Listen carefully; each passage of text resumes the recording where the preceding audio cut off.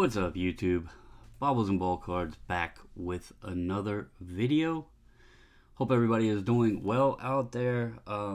If you are watching and you're part of the group submission, your cards should be on its way back to you. Have a couple more things that I need to get packaged up, but outside of that, everything has been shipped off. So if you haven't heard from me, you know I haven't gotten to yours yet, but I will be very soon. Thank you to everyone. Appreciate you. And we did our best to get them back out as quickly as possible. If you haven't subscribed, please hit the subscribe button, give a thumbs up, share the video, and comment down below. Let me know your thoughts. Today's topic is something that I was kind of having a little discussion with a couple of friends a few days ago. I think it was like sometime last week. And it was kind of the topic of, do pop reports matter as much as people make them out to be? You hear a lot of low pop, low pop, low pop. You hear people say, I bought this because it's low pop. Does low pop really matter? And the reason that I brought this up is I know there's people that actually hunt lower populated cards. But if we don't know actual print runs, do we really know, or can we really rely on just pop count numbers to determine the scarcity of a card? Now, we can determine that that particular card hasn't been graded very much, or maybe that particular set hasn't been graded very much. But something over the course of especially the last 2 years, where people came back into the hobby and they dug out, their cards from their parents' attic or their childhood bedroom's closet or whatever old boxes they had stashed away, and they found all of these cards that they had from the 90s, the 80s, early 2000s, when they were into sports cards, but then got out of it. And, when we were kids, grading never crossed our mind. It was never a thing, never even thought of. Like, it didn't exist in our brain that this would become a thing. So if we were out of the hobby, it would make perfect sense. If people were out of the hobby and they had their cards in a box, why would you go through the box to then grade them? You weren't paying attention to what, stuff was worth. And really, before the boom, this stuff wasn't. Like, Kobe, which is on this list here at number 6, that card was $5 raw in December of 2019. It was $5 raw. So it's not something that really would have even been thought about a whole lot to send in. So this was just something that, I was discussing with them, because I think what we've learned over the past 2 years is things are running in cycles. People are chasing the next low populated thing, and we don't really know how much of that is still in existence out there. People could be sitting on albums of what we would consider to be a rare card based just off of population report.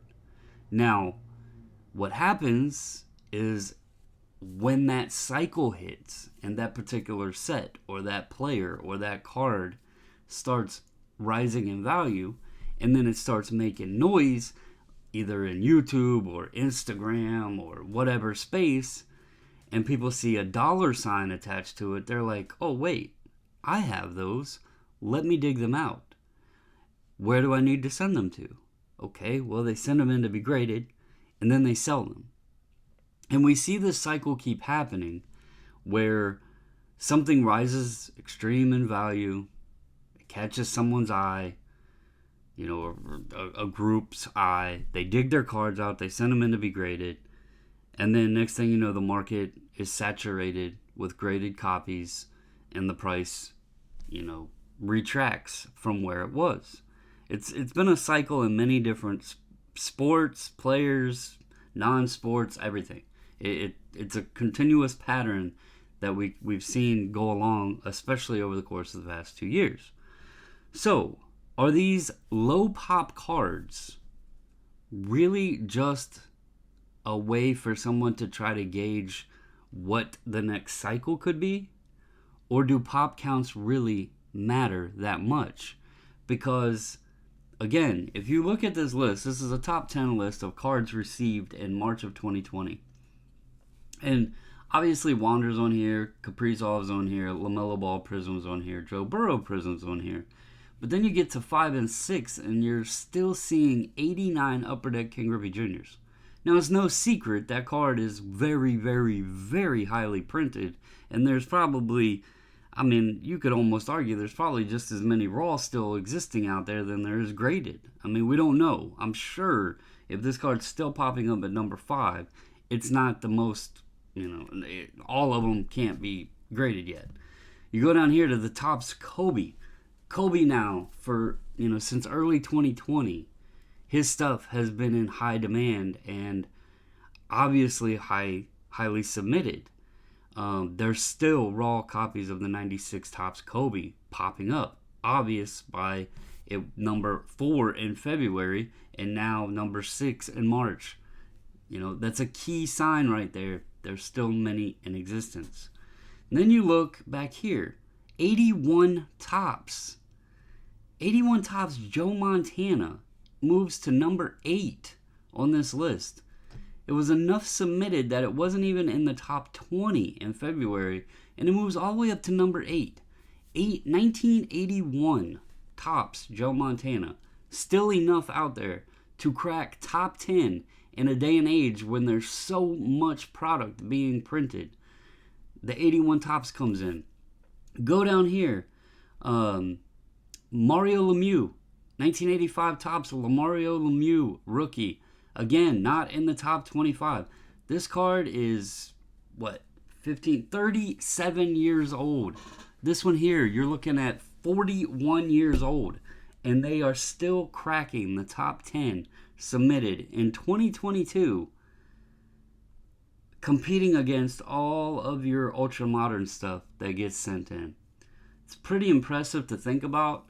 And it's eye-opening in retrospect to think, okay, just because something doesn't show on the Pop Report doesn't mean it's rare.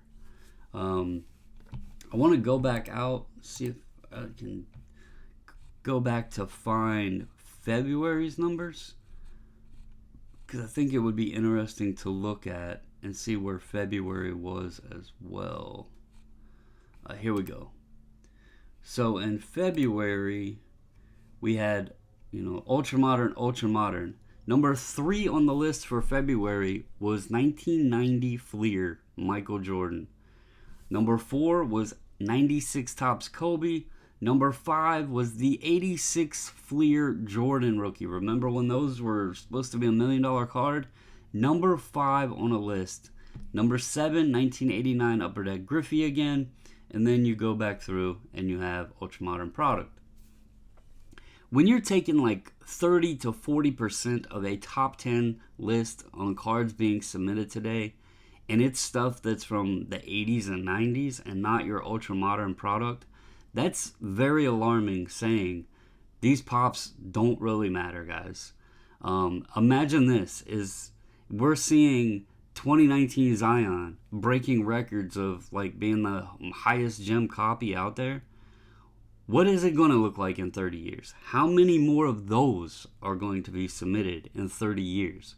Because believe me, just because it has a very high number today, there is still many, many, many more that are sitting raw or haven't been pulled yet. So just something to think about.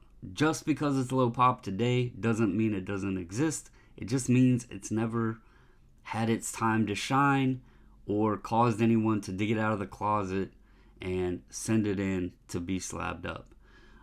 Also, we're only looking at PSA numbers right now. Beckett, it's very hard to pull pops. It's kind of a pain in the ass. SGC is not too bad. But everybody always just goes and looks at the PSA numbers. It gives you, I guess, the quicker overall footprint and picture of like how many cards are out there.